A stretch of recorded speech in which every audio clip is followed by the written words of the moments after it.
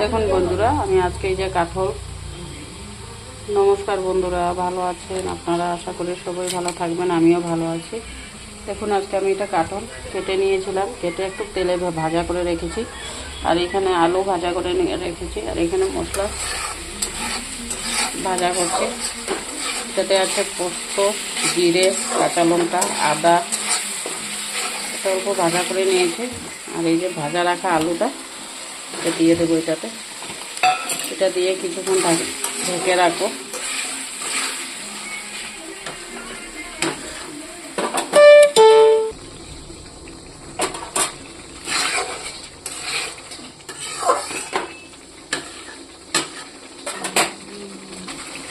দেখুন বন্ধুরা, আলুর সাথে মশলাটা ভাজা হয়ে গেছে। তখন আমি ইঁচড়টা দিয়ে দেবো এটাতে। দিয়ে এখন ঢেকে রেখে দেবো। দেখুন বন্ধুরা, এটা ভাজা হয়ে গেছে। আমি এটাতে একটু জল দিয়ে দেবো।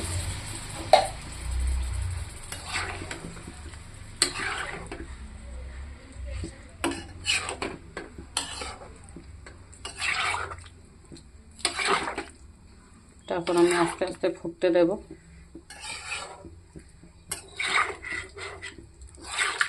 ফুটে গেলে লাইক করবেন। ফুটে গেলে অল্প গরম মশলা দেবো, ঘি দেবো, দিয়ে এটা রেডি হয়ে যাবে। ভালো লাগলে লাইক করবেন, শেয়ার করে দেবেন।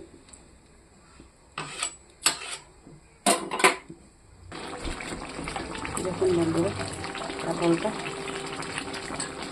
গরম মশলা এটা দিয়ে দেবো।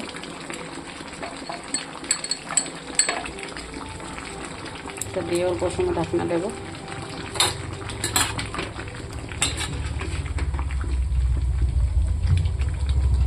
আলুটাও সিদ্ধ হয়ে গেছে, কাঁঠালটাও সিদ্ধ হয়ে গেছে।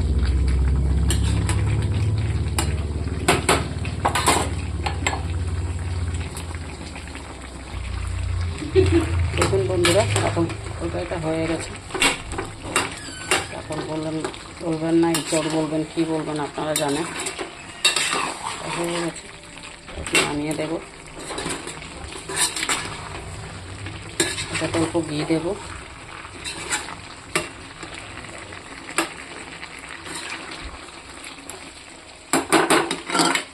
ভালো লাগলে লাইক কমেন্ট শেয়ার করে দেবেন। দেখুন বন্ধুরা, তো হয়ে গেছে। এটাতে আমি একটু ঘি দিয়ে দেবো। ভালো লাগলে লাইক কমেন্ট শেয়ার করে দেবেন বন্ধুরা।